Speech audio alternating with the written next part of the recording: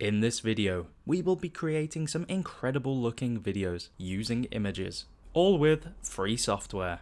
These 3D style videos can look hard to make, but I'll break it down step by step. And they are extremely useful for creating social media posts, to storytelling, and for creating captivating shorts. It's an awesome technique to add to your skill set. As you can see, these are just a few of the videos I've made using this method. So first, I want to show you how to do it. So I've created this image using Midjourney. You can use any image that you want. If you don't know how to make an AI image using Midjourney, then feel free to check out our Learn the Basics of Midjourney video. I'll leave a link to that in the description box below. To get the best results, make sure you've got identifiable layers in your image. In this image, you can clearly see there are different layers. So what I'll do is I'll cut these into layers and then we can move them individually to create a cool animation. So to start off, let's have a look at separating the layers in the image. An amazing piece of software that I like to use is called Photopea. It's pretty much a free alternative to Photoshop, and you can do it all on their browser. So once you're in there, I'll just import that image that I created. Now I'm going to use the Lasso tool, and this will just enable you to click around the selection that you want, and then you can cut it out, and then you can copy it and paste it wherever, and that will be its own individual layer.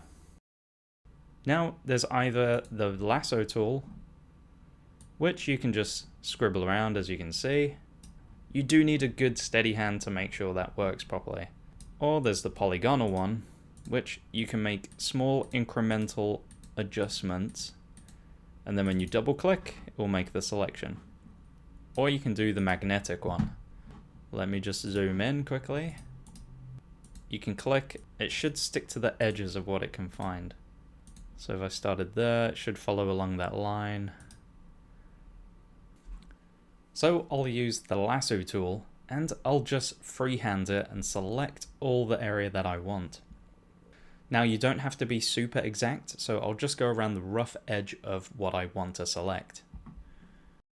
And there is this subtract option up here, as I'll use it in between the man's legs, as that is not part of the layer that I want to select. And in between the dog's legs. So now I'm going to use a tool that they have called Refine Edge. Now what this should do is it should just refine that selection I just made. So as you come in here, as you can see on the right, it's made a more refined selection, especially around the grass here. And it's got a better selection of the man that I got. So it kind of looks for hard edges and it will just kind of clip to that. And you can change the border of how far you want it to kind of look. I think 3 is a pretty good option for me here.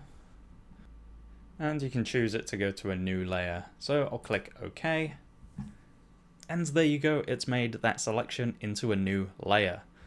And as you can see, I can move them about freely, which is awesome. So that is going to be our foreground layer. Now we want to create the middle layer. So if I toggle the background there, you can see it pops back in.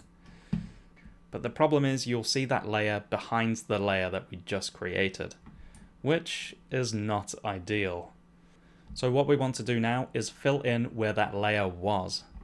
So as you can see, we don't want the man and the dog and the grass and the rocks in that middle layer. So to do that, we have to use generative fill. You can do generative fill in Photopea, and I'll show you how to do that now. So if we just snap that back, I'm actually going to turn that new layer that we created invisible, just so we can concentrate on the original image. Sometimes I like to duplicate the original image we have, just so we've got a backup if anything goes wrong. So I'll duplicate that, and I'll just hide one of them. So now we want to delete that foreground content, so all this rock, grass, the man and the dog, and we want it to look like this background. So it looks like this foreground layer was never there. So how we do this, you can select the Lasso tool, and just select the area that you want to fill in. Then if we come to this spot healing brush tool here, and you hold down the mouse button, you'll get these other options pop up. Now we're going to select Magic Replace. Okay, so now we've got some new options available. And you can type in whatever you want to be in that selection area that you just made. So I'm going to write background. And click Replace. Okay, you may get an error if you try this, as you can see here, is sometimes it doesn't allow you to do large selections. The problem is, I think with mine, is that the image was just quite large to begin with. If you get that error, you can actually just change the image size. So I'll just come to image size, I'll change it to %, and let's try 75%. So it's made it a bit smaller, and I'll just try to do the same. So I'll select around the area that I want to be filled in, go to Magic Replace, got my background as the description, and go Replace. And a pop-up will show up saying that this is a premium feature, and it will say you can go premium for $5 a month. But you don't need to do this. If you click OK, you can do it for free if you just watch a couple of ads, which are only a few seconds long. So you just click OK, and it will show you an ad. You might have to watch 2 ads. And once you see this processing bar on top, you will get no more ads. It's literally just a few seconds of ads you have to watch. And as you can see, it's filled in that gap. And it's done a really good job, actually. It's kind of imagined what it thinks would be there. So in this scenario, it's put more trees and a lake. Now, I guess if you weren't happy with this, you can just keep trying until you get something that you like. But in this scenario, it doesn't really matter that much, as we will be putting that layer back over the top, like this. And if I move this layer now, you can see they aren't duplicated behind themselves as they were before. I think you can already start to see how this video could look. It's pretty awesome knowing that you can do all this for free. There are some other free tools that you can use for generative fill, and I'll show you them now. One of them is Adobe Firefly, which is all browser-based. I think you get a handful of generations to do each day. So if you click Upload or drag in an image, I'll drag in that image we've been working with, and you can change the brush size, select the area that you want to fill in. If you prefer using these tools, you can always take the layers made in this tool and then import it back into Photopea. So I've selected that area, and you can describe what you want to be in there. I'll just keep it blank for now to see what it makes. And click Generate. And it did an incredible job. It looks really seamless compared with the rest of the image. It's got the same style, the same kind of colors. It's done a really, really good job. In Adobe Firefly, you get to pick between different versions of the backgrounds that it's created, and they're all really good. And you can click more to generate more as well. And just click download if you want to keep that image. Now, this free version of Firefly will put a watermark in the corner of your image, but you can always crop that out if you want to. Another free tool you can use for generative fill is Leonardo AI. Now, Leonardo has tons of features and tools within its software, but it also allows you to do generative fill. So I'll show you how it works. I'll drag and drop the image I've been using, and it may come out really big depending on the size of your image, but you can change the dimensions here. So I'll change it to 16 by 9, and I'll just zoom out and rescale the image. And I'll just fit it in so it fits within their boundary. And you can see there is a draw mask option here on the left. I just click that, and you can select the area that you want to replace. So just like before, I'll select this foreground layer. You can write in what you want, and I've just put in background for this description. And click Generate. With Leonardo, you get a certain amount of tokens you can use each day. I think with the free version you get 150 credits to use, and me doing this right now is using up 4 credits, so you can do quite a few before you run out. If you decide you like it, you can just upgrade to the paid options. And it's done a really good job at filling in the blanks. It gives me 2 different options. You can choose on the right how many generations you want it to make, but the more you choose, the more tokens you will use. They don't look too bad, but I think I prefer the ones from Photopea and Adobe Firefly. So there's just a small look into these tools that can do generative fill. So now we've jumped back into Photopea, I want to cut out that middle layer, which is this mountainscape here. So I'll just make that foreground layer invisible, and I'll do the same process as before. I'll just loosely select the area that I want it to. So just around this mountainscape here. You can make a big selection around the outside, it doesn't matter. And then I will come up to Refine Edge. And I'm pretty happy with that. So just click OK. And there you go, we've got our middle layer done, which is pretty cool. And as you can see, you just turn them on and off. And you put that background one back in. But as you can see, if you move that middle layer, you can still see that it exists in the background layer as well. So what we can do now is turn off those foreground and middle layers. And you can do a selection around the bits that you want to fill in. We'll go back to Magic Replace and click Replace.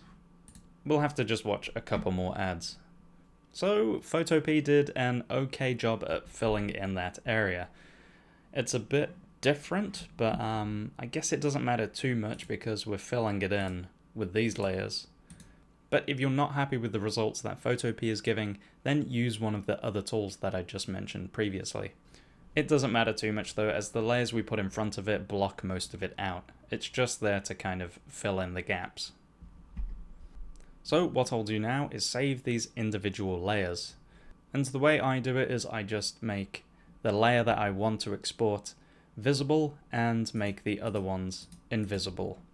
So I've got this background one. I'll go to File, Export as, PNG. And then just do the same for the middle layer, and then the foreground. Now we've got those layers saved, we're going to be turning them into a video. And to do that, I'm going to use a free version of Canva. So just set up a free account. We'll come up to Create a Design, and I'll choose Video. And just import those layers into Canva. Now, as you may see, they are not in order. So if that's the case, you can right click, go to Layer, and then Send to Back for the background layer. And then for this middle layer, I'll go just Send Backwards. And there you go. And you may have to adjust the size of the layers.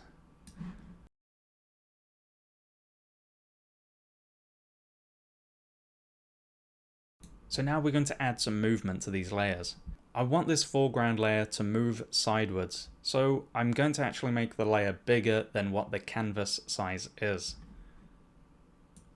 As you can see, the boundary box is bigger than what the area of the video is. This just means that when we move it, it doesn't clip in and out like it is here. So we can start it from here, we'll go up to Animate, and then this option we will use. So it's Create an Animation. Now what this does is that you can click and drag your layer and it will animate it to however you drag it. So you could do a swirly loop-de-loop with your animation and it will do just that. I'll show you how it's done. So just for fun, I'll show you, you can do a big swirl and there you go. It animates it as a swirl. You get 3 different movement styles. The original was the same kind of speed as I did it, or you can choose smooth, which kind of smooths out the animation a bit more. Or there's steady, which is, I guess, steady.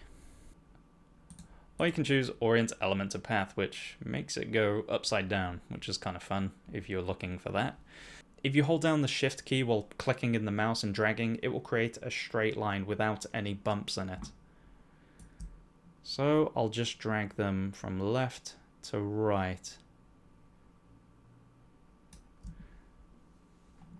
And as you can see, it's a bit jittery, but if we come up to here and click smooth, it should smooth that out. And you can do steady. And you can also change the speed here, which is too fast at the top setting. So I'll just change it to this bottom one. And I'll just show you quickly how to change the duration of your video. So if you come up here, you can see edit timing. And I'll make this one go for about 8 seconds. If you've changed the timing of your video, make sure to go back into the speed settings of the animation, as you can put it all the way down and it will just move really slowly across that whole duration. So just pick a speed that you like. I quite like that speed. And under here you can see there are options for adding motion effects. So this one just rotates it. You've got flicker, got pulse, and wiggle, but I'm not going to use any of those for this video. Okay, so now we've animated that layer, I'm going to animate the middle layer. So just go to position and then click on the layer that you want to animate. I've just made a bit of an adjustment because I want the middle layer moving from right to left. So I've just made sure that I've got that room to move it. And go to animate, create an animation, hold down the shift key, and I'll move it from right to left. And just click on steady. I'll slow it right down.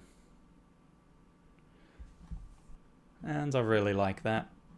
So now I'll come back to position, click that background layer, and I'll just adjust the size slightly, because what I want with the background layer, I want the sun to be kind of rising up.